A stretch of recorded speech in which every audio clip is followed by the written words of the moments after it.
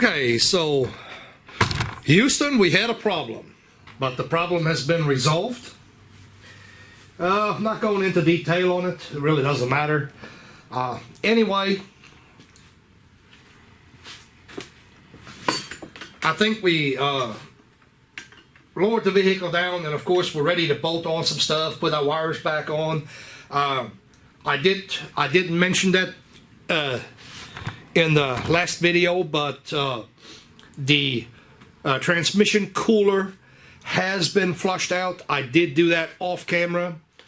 No big deal on that one. As far as everything on the bottom side is buckled up.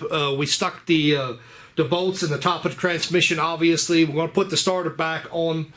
Guys, I'm thinking along the lines of ending the video right here, because simply everything on top is going to be the reversal of the removal. So no, it shouldn't be a big deal there. We just hook everything back up, make sure that all our plugs going back on. No, don't change the speed sensor plugs. Kind of pay attention to the wire routing and all that good stuff. But as far as that's concerned, you know, this thing here is pretty much ready to button up. I'm not going to film putting wheels on, stuff like that. I think we're going to end the video right here.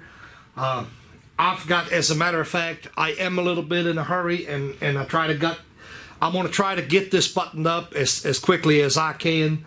I fell a little bit behind. Like I said, I'm not going to go into details on this. This is yet another day. So hopefully you can understand that we need to, I need to expedite this a little bit. Get this vehicle out of here, and making videos is just going to take time, or takes a long time to make these videos. Or not a long time to make these videos. I said that wrong. It takes longer to make these videos than what it does me just doing the work. So, guys, I appreciate it. Y'all head on down to that comment box. Leave some comments, suggestions, whatever.